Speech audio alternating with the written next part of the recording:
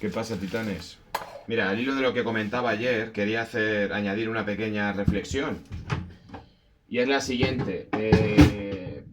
Si no visteis el vídeo de ayer, hablaba de cómo el ser humano necesita engancharse o tener un sentimiento de pertenencia a un colectivo o varios colectivos, pero necesitamos biológicamente sentir que pertenecemos a un colectivo, etcétera, que viene de una necesidad ancestral que teníamos los humanos de vivir en tribu, de vivir en grupo, ¿vale? Un humano solo no podía sobrevivir, entonces necesitaba vivir en grupo y pertenecer a ese grupo e identificarse con ese grupo. Por eso es tan común en cualquier edad, a partir de los 10, 11, 12 años, tener una inclinación a pertenecer a diferentes grupos, ¿no? Y a lucir sus símbolos y sus colores y sus señas de identidad.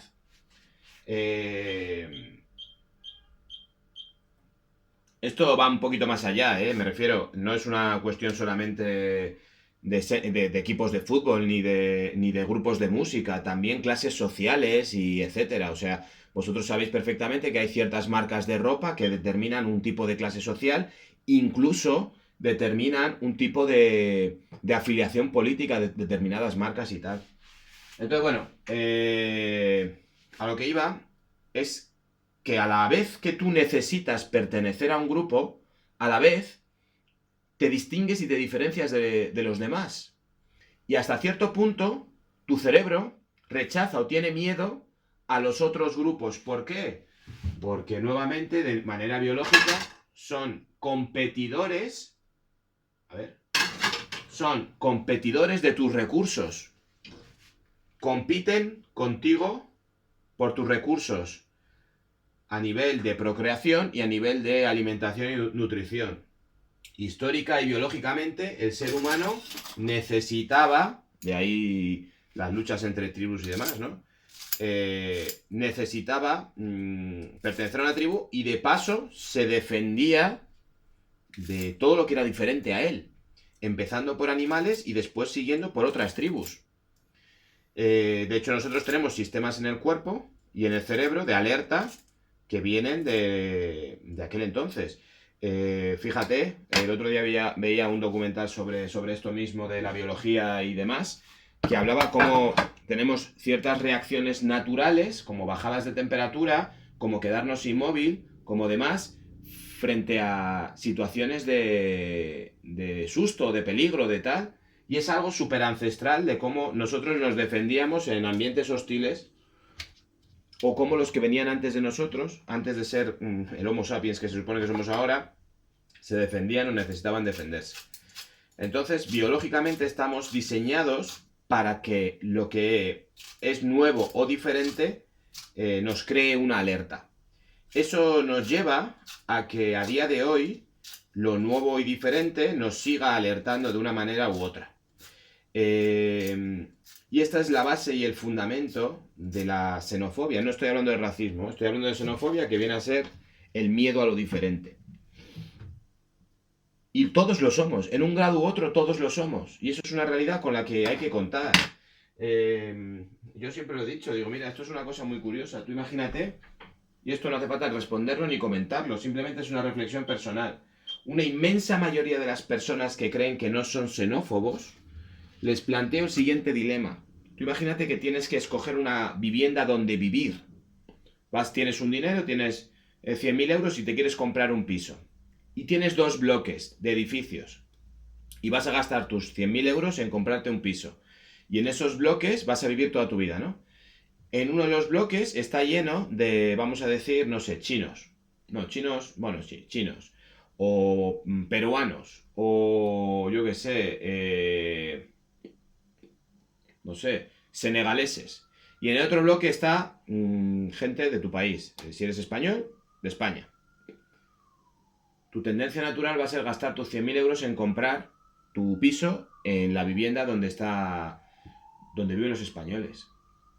Esto no es que seas xenófobo directa, o sea, te sientas mal por sentir esto, no, esto es una cuestión natural. Tú te identificas con ellos y lo otro no te identificas con ellos y de hecho dices, Cuidado. Y ya está, sin más. ¿Qué ocurre? Que es verdad que nosotros, una vez que somos conscientes que lo diferente nos da miedo, tenemos varias opciones. O lo potenciamos o intentamos controlarlo de alguna manera. ¿Por qué es interesante controlarlo? Porque la tendencia, estoy hablando ya solamente a nivel social, porque la tendencia del planeta Tierra a día de hoy es la mezcla de culturas. Entonces, si tú partes de que partimos todos, perdón, de una tendencia a que lo diferente a nosotros no nos gusta, y no solo eso, sino que además lo potenciamos de alguna manera o no le ponemos freno o demás, entonces tenemos un pequeño problema. Aquí el tema es doble, ¿eh? O sea, aquí no es una cuestión de decir, no, mira, es que a mí me dan miedo, yo qué sé, los senegaleses. Y entonces yo los rechazo. El problema también es el senegalés que viene aquí, le pasa 3/4 de lo mismo. De hecho, por eso, si os dais cuenta, en muchos países hay guetos. Los guetos que son gente que viene a otra cultura y en vez de integrarse dentro de esa cultura, intenta crear un pequeño país igual que el que tenía, pero fuera de ese país, en otro país diferente.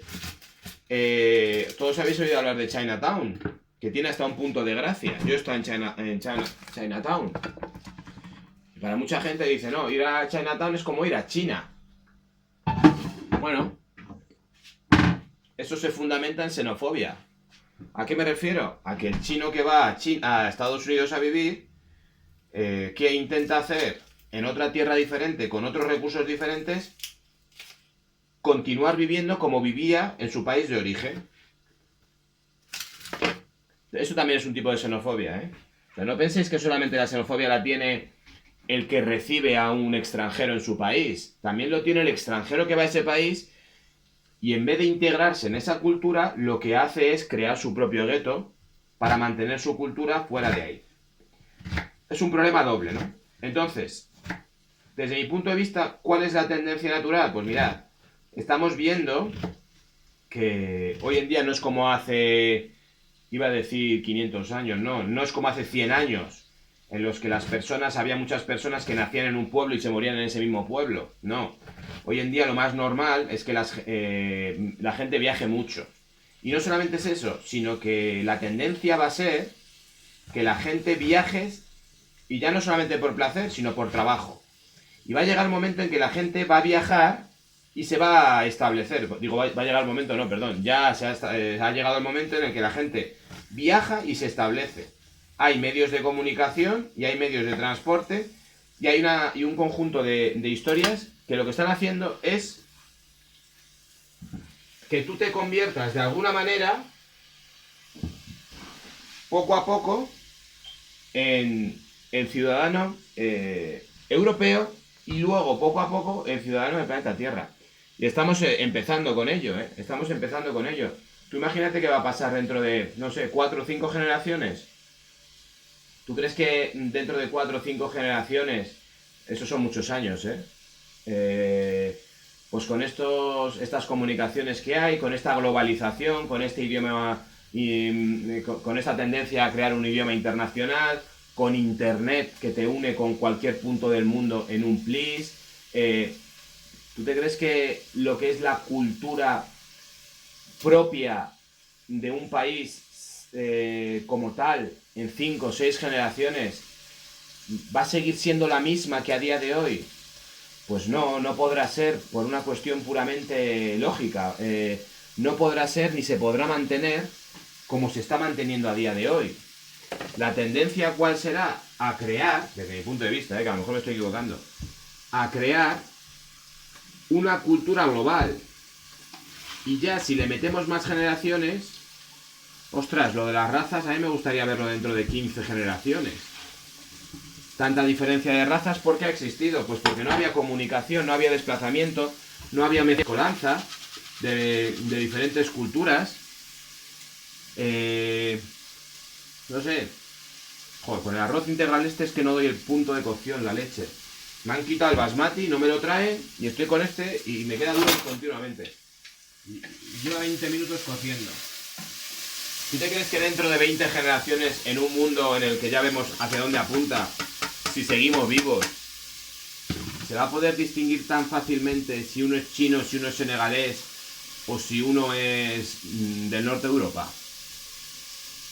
No, no se va a poder. Entonces yo creo que la tendencia natural de la humanidad del planeta Tierra es a una globalización.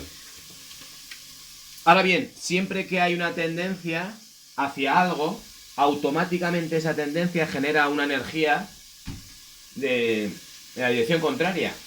Por eso es muy normal que siempre cuando se tiende hacia algo haya una resistencia. Es una cuestión, es una ley energética básica. Pues igual habrá resistencia frente a esto, igual que la hay frente a otras cosas. Pero independientemente de eso, siempre va a primar la energía que tiene más potencia. Va a arrasar con la otra. ¿De acuerdo? Entonces, bueno, esa es la... Desde mi punto de vista, la tendencia que hay. Y esto nos invita a que hagamos una reflexión sobre realmente qué pensamientos tenemos, cómo somos y a dónde nos lleva. Y sobre todo cuál es la tendencia de nuestra sociedad y cuál es la tendencia de nuestro planeta. Ahora, a darle vueltas, a ver si hago algo con este arroz.